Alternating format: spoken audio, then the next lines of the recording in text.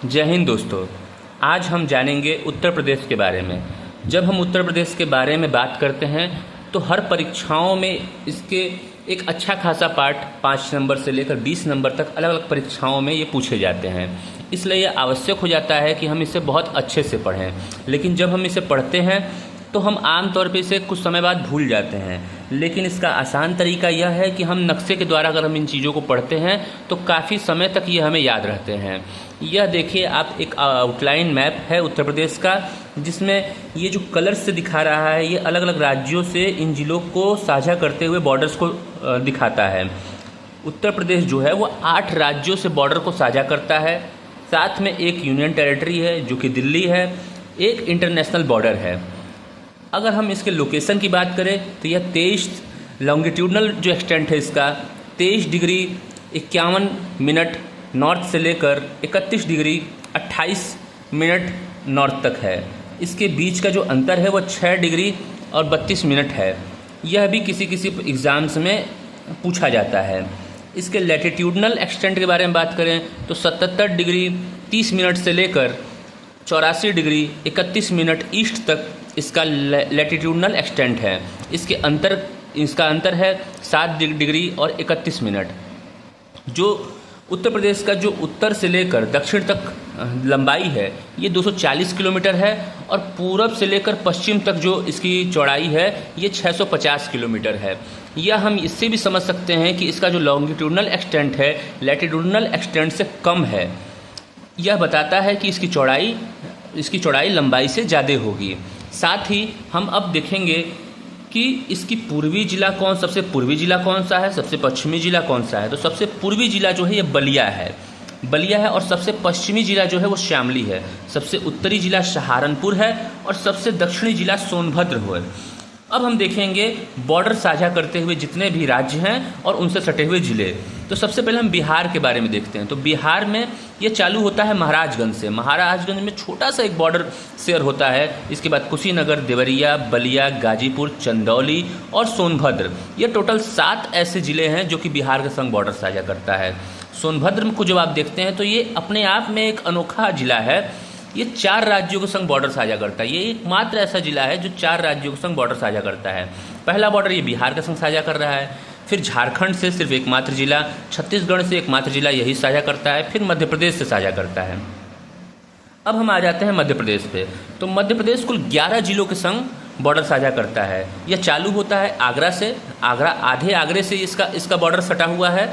फिर इटावा, जालौन, झांसी, ललितपुर, महोबा, बांदा, चित्रकूट, प्रयागराज, मिर्ज़ापुर और सोनभद्र। इसके बाद अब ये देख रहे होंगे कि मैं काले लाइन से इस क्षेत्र को आउटलाइन किया हुआ हूँ। तो ये पूरा क्षेत्र जो है ये बुंदेलखंड क्षेत्र कहलाता है। इसमें कौन कौन से ज़िले आते हैं तो जालौन, झांसी, ललितपुर, महोबा, बांदा, चित्रकूट, ये बॉर्डर के ज़िले हो गए, और साथ में एक एक्स्ट्रा हमीरपुर है। ये 8 पूरे ज़िले हैं जो कि बुंदेलखंड क्षेत्र में आते हैं।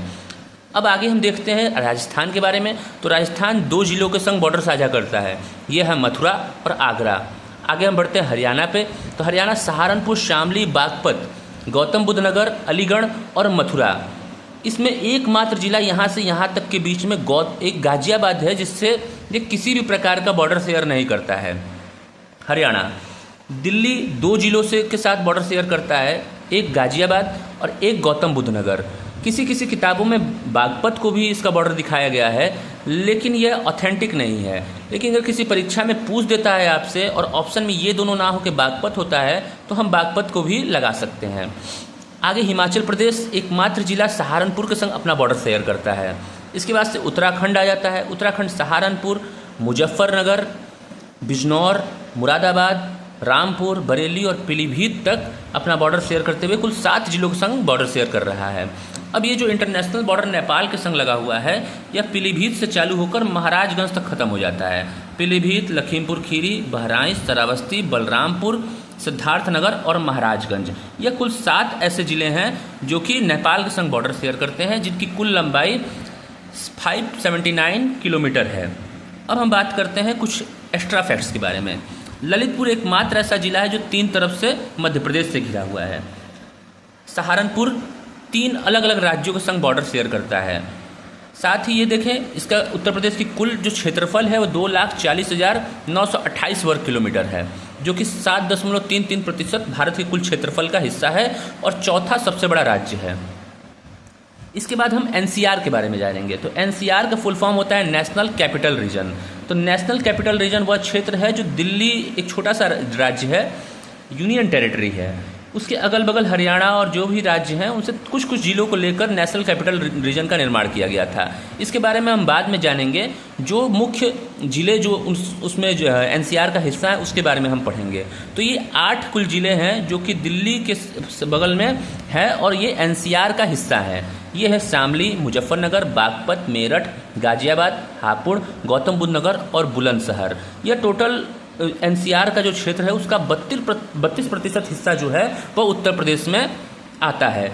अब एक और चीज़ हम जान लेते हैं कि यूपी के जो सबसे बड़े ज़िले हैं और सबसे छोटे ज़िले हैं। तो यूपी का सबसे बड़ा ज़िला लखीमपुर खीरी है। इसके बाद हमारा सोनभद्र आता है, सोनभद्र के बाद आता है हरदोई और फिर सीतापुर। और सबसे छोटे ज़िलों की बात करते हैं तो हापुड़ आ जाता है, हापुड़ के बाद आता है गाजियाबाद, गाजियाबाद के बाद संत कबीर नगर जिसे भदोही के नाम से भी हम जानते हैं, इसके बाद आता है शामली और गौतम बुद्ध नगर।